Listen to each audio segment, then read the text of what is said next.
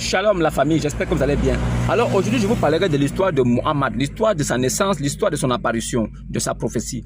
N'oubliez pas que son grand-père avait fait une promesse à Allah, que si ce dernier lui donnait des enfants garçons pour le protéger, il en sacrifierait un.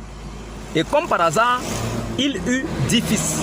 Et parmi les 10 fils, il fallait donc en sacrifier un.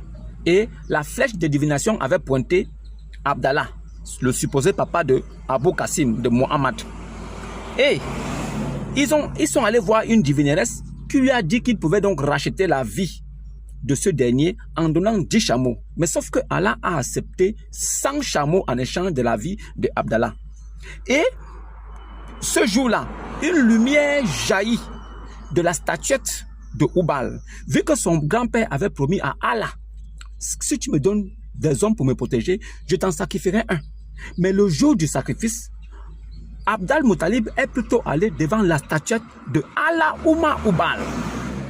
Et c'est sur la statuette de Allah Ouma Hubal qu'il devait sacrifier son fils Abdallah. Et comme par hasard, il fut racheté avec 100 chameaux. Et après ce jour, Abd al-Muttalib a amené son fils Abdallah chez Amina pour lui donner comme femme.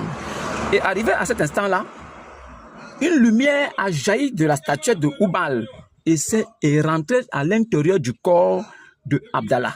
Quand Abdallah est allé coucher avec Amina, la lumière est sortie de Abdallah et est rentrée en Amina.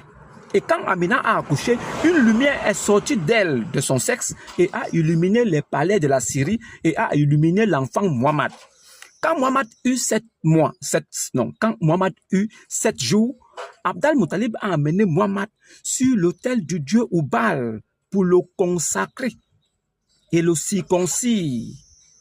C'est à partir de cet instant que Mohammed a donc hérité de cette lumière de la statuette de la Syrie qui est Hubal. Et Mohammed était donc celui qui devait parler de la part de Hubal. Mohammed était donc la bouche de Hubal. Mohammed était le représentant de Hubal. Mohammed était le prophète de Hubal. Et comme Hubal est une statuette, il ne peut pas parler, il fallait un être humain qui porte la vie en lui pour pouvoir parler de la part de cette idole. Mohammed portait en lui la lumière de Allah Ouma Hubal. C'est pourquoi il pouvait donc parler de la part de cette statuette. C'est pourquoi, quand vous voyez sa vie, vous voyez que sa vie est une vie de désordre. Mohammed est allé jusqu'à dire aux gens, aux femmes, que celle qui lui donne son sexe et sa bouche pour qu'il puisse l'embrasser et la coucher en même temps, il lui garantit un paradis. Mais on se demande de quel paradis il parle. On se pose la question aujourd'hui, qui était vraiment Mohammed?